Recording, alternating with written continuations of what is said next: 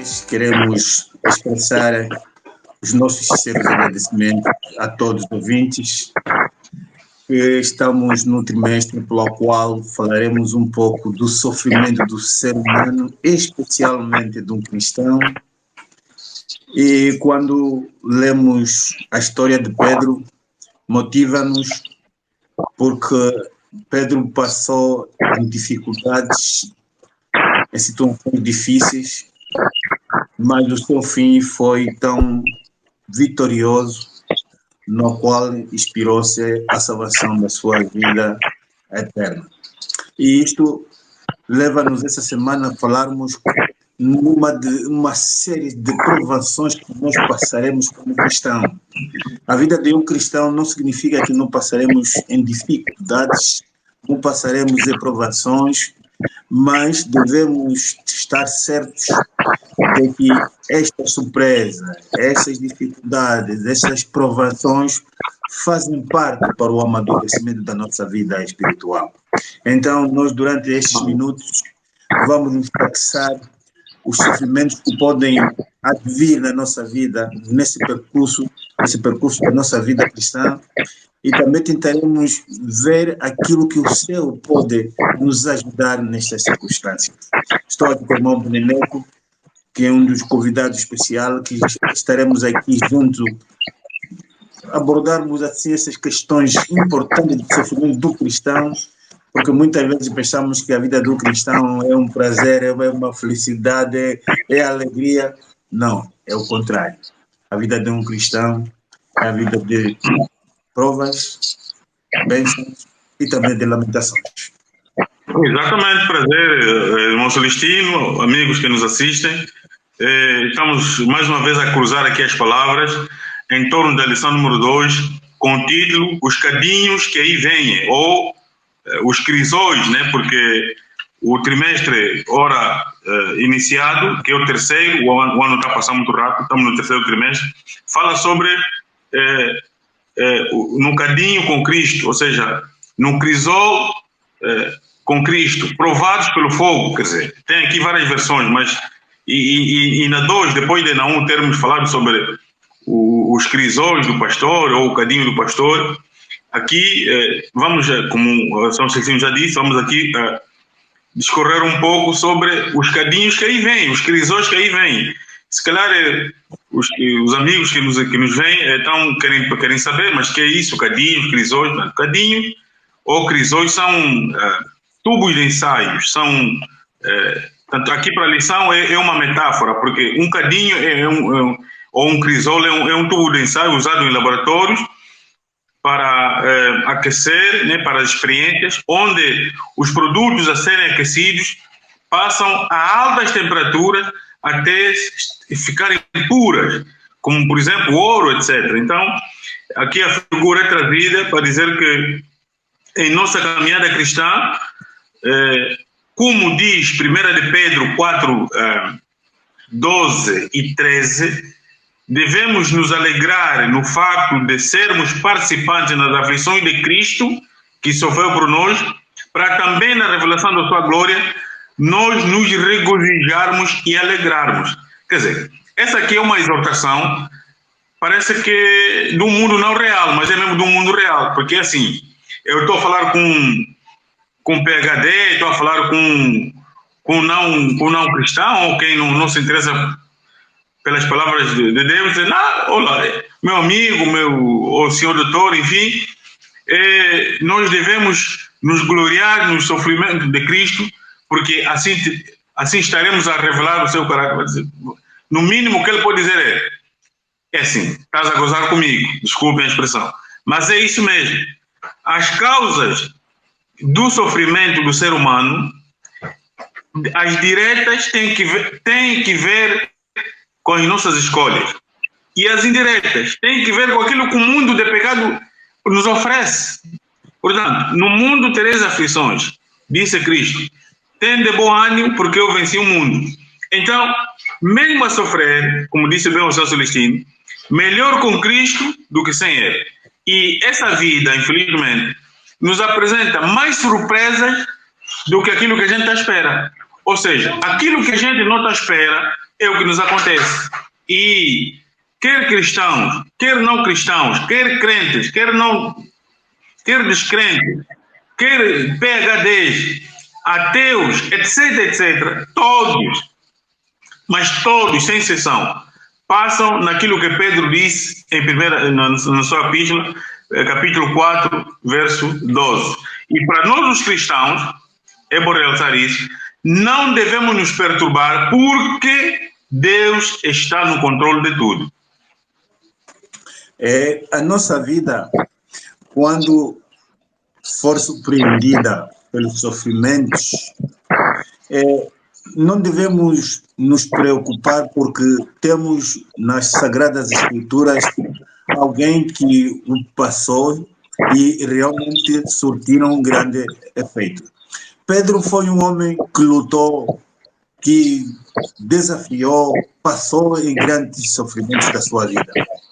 Devemos estar conscientes de que na vida temos uma mentalidade que normalmente quando as coisas nos correm bem, dizemos graças a Deus. E quando as coisas nos correm mal, sempre dizemos porque realmente essa parte vem da parte diabólica. Mas devemos estar cientes que na nossa vida, quando cristão, nós teremos que passar em provações.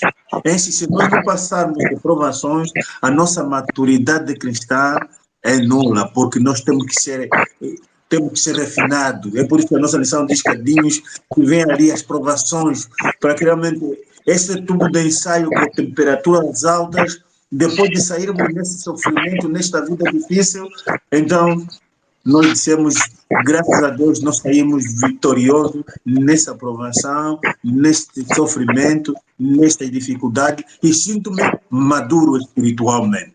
Exatamente. Isto é o que o apóstolo Pedro quer nos transmitir esta manhã. Ele diz que refere-se nas consequências das nossas posições da nossa vida, que nós, ao passarmos estas dificuldades com Cristo, então estamos sendo preparados para um dia herdarmos o reino dos céus. E a minha maior surpresa esta manhã, o que é que eu tenho feito em relação com os sofrimentos que têm vindo na minha vida?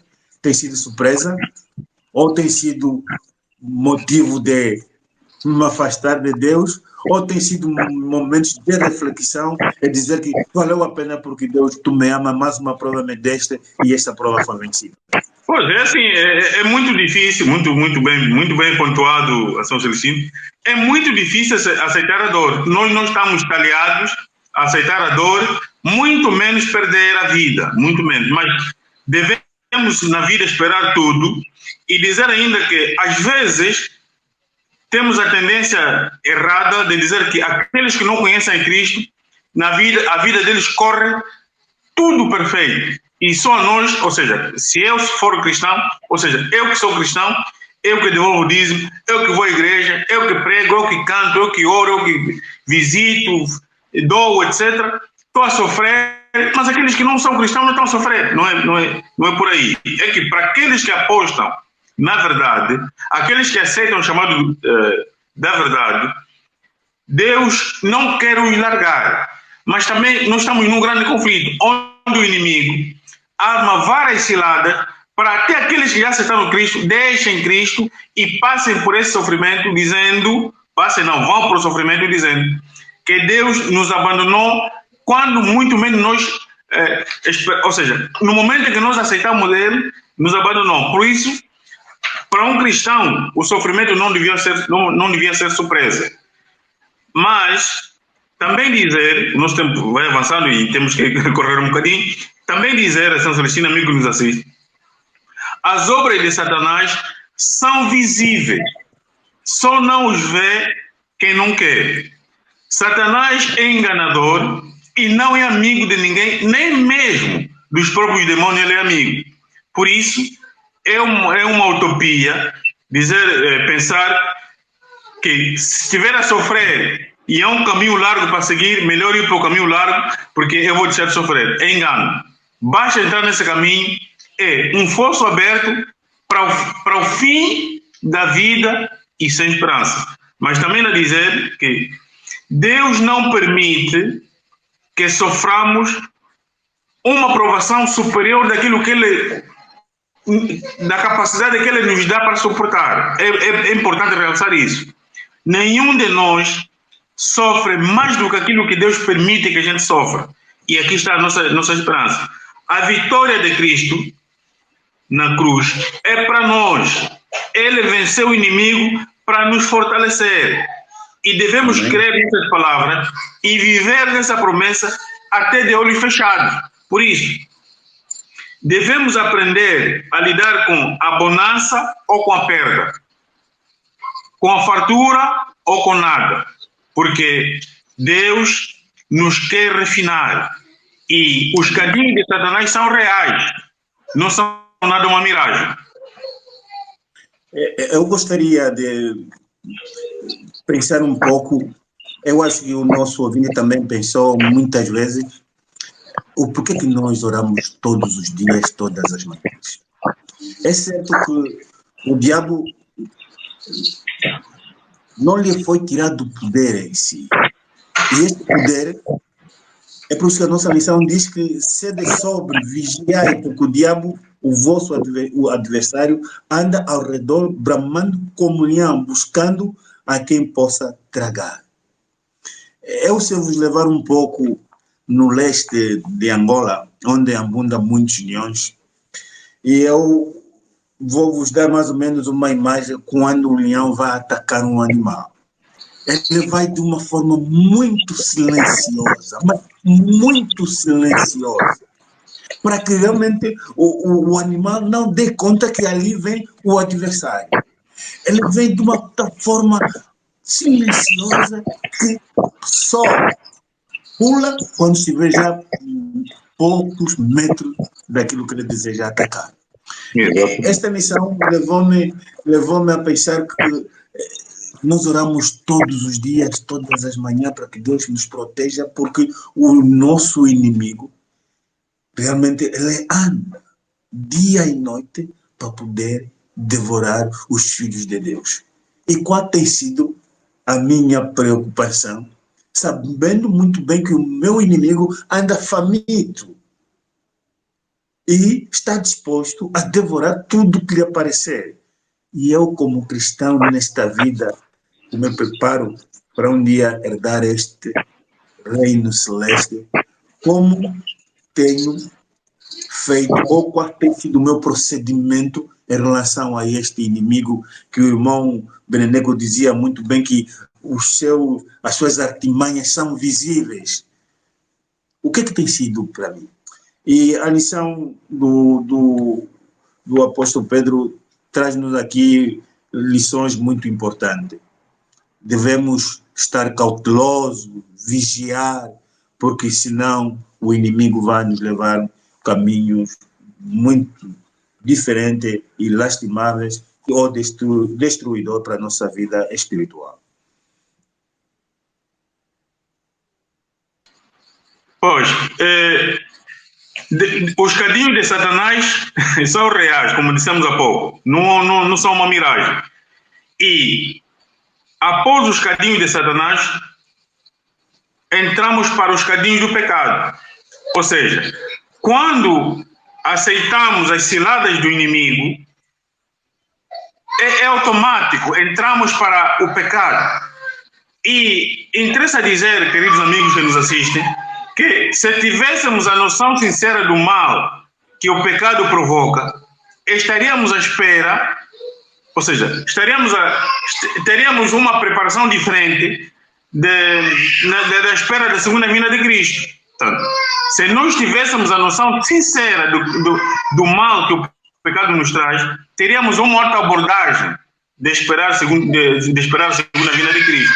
E dizer também que Deus não tem,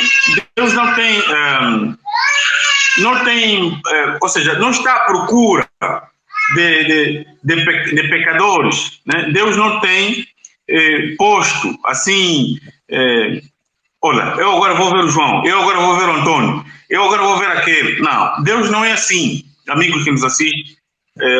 Deus não tem parte no pecado. Por isso, a ira dele, porque aqui em Romanos 1:18, diz que porque o céu se manifesta, ou seja, do céu se manifesta a ira de Deus sobre toda a impiedade e toda a injustiça dos homens, que detêm a verdade em injustiça.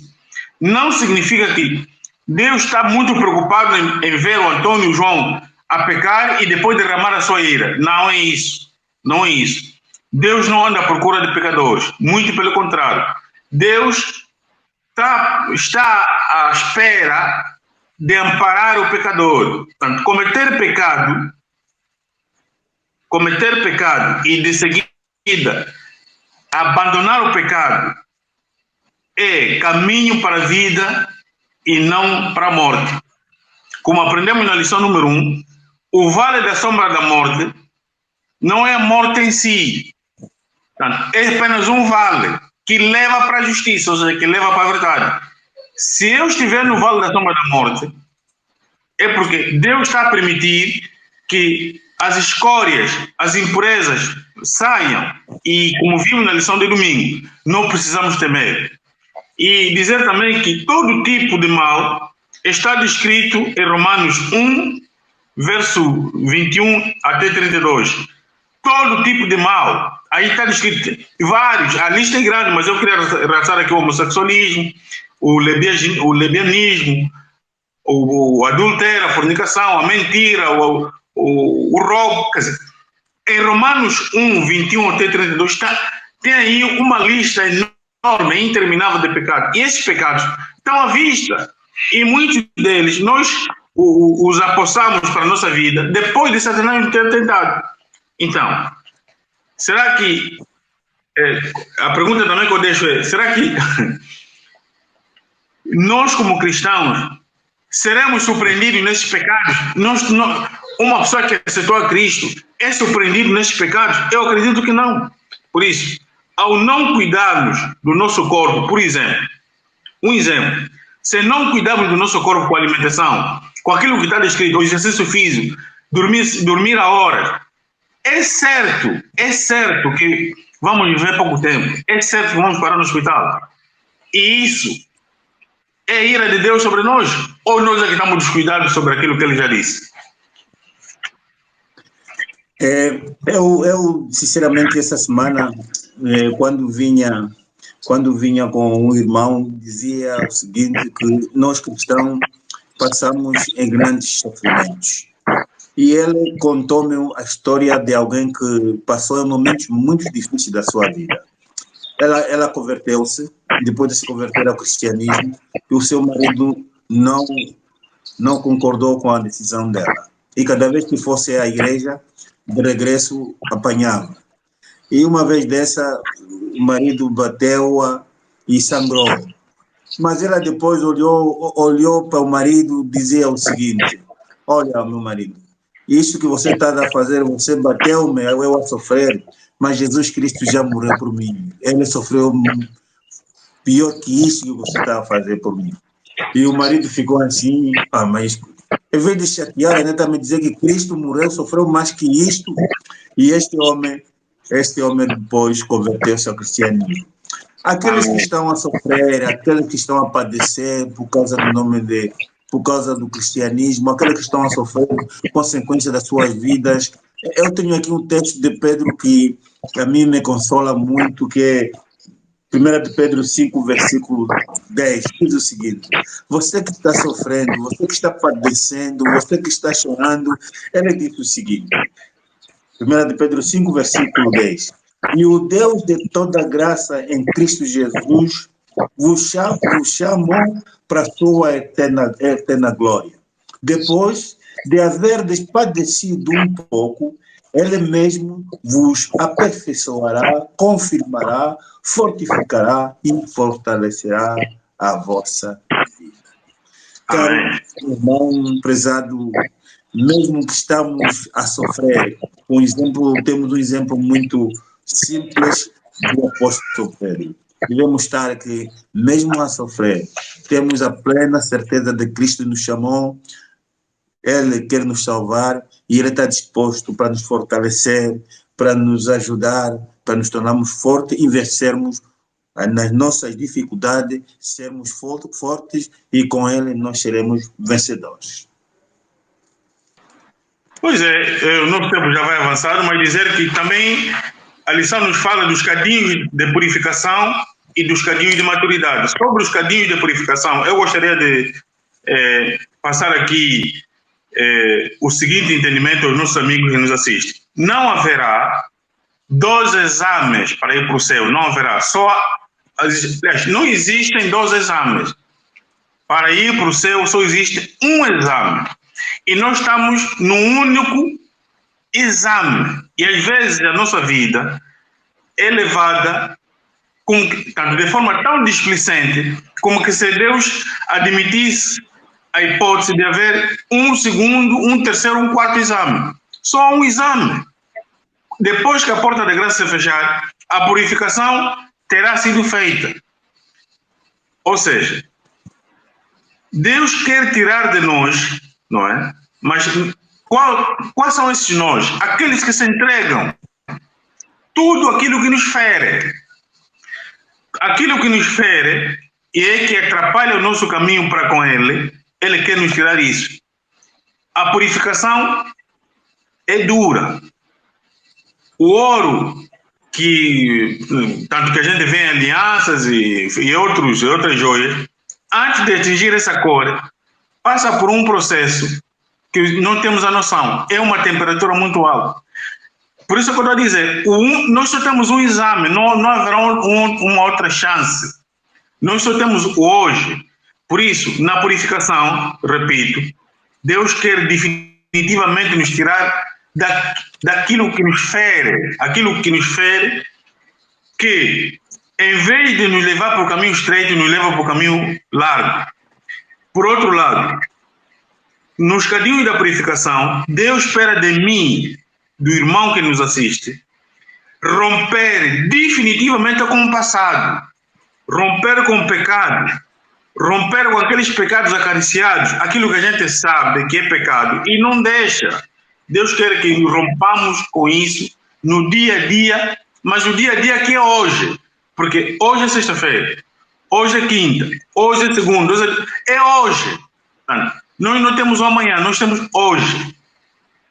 E quando essas coisas que parecem boas a nosso olho, a nosso ver, forem deixadas, porque David tornou-se o homem com o coração segundo... David só se tornou homem com um coração segundo Deus quando Natan, ao lhe confrontar sobre o pecado que tinha cometido, ele não deu rodeio, ele disse: eu pequei, Senhor, eu pequei.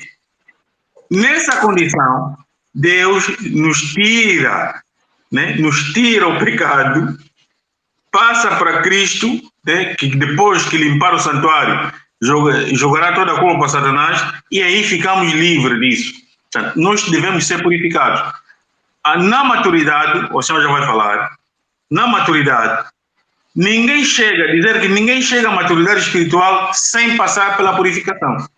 E na maturidade, há aqui 2 instrumentos que o autor usa, que é cortar e podar. Cortar é definitivamente tirar o pecado. É romper com o passado. Podar significa que em nós há galhos, há folhas, há ramos que estão a crescer tortamente e é preciso serem podados porque Deus não quer cortar. Ou seja, se cortar, corta a nossa vida e nós não temos parte na vida eterna. Então, ele vai podando, o jardineiro vai podando o jardim para que ele se torne mais bonito de tempo em tempo. Então, em nossa vida, aquilo que conscientemente pelo Espírito Santo já sabemos que é pecado tem que ser cortado. E o que precisa ser melhorado, Deus vai podando. Ali na maturidade nós encontramos a experiência do apóstolo Paulo quando diz que o espinho na carne, ele diz que esse espinho lhe foi dado para que não pudesse exaltar, e este espinho diz que lhe incomodava. Ali o nosso tempo já vai, resta-nos apenas há alguns minutos. Eu gostaria, com esse espinho que realmente afeta a nossa vida espiritual, para que não desenvolvamos, que tira-nos toda a tranquilidade, mas que Deus, neste meio, quer nos conservar para que atinjamos a maturidade na nossa vida espiritual. Eu gostaria só de transmitir, caro irmão, que o apóstolo Paulo queria nos transmitir esta noite, esta manhã, você que nos assiste, que não devemos estar surpreendidos com os problemas que afetam a nossa vida espiritual. Segundo, devemos estar conscientes que o pecado é destruidor e devemos ser fortes, desafiá-lo com a vontade de Deus. Que Deus possa realmente, nessas provações, nessas dificuldades, nós olhamos sempre para Ele, como o apóstolo Pedro também olhou a Jesus Cristo. O apóstolo Pedro teve muitos altos e baixos, mas o seu fim foi realmente um fim louvado.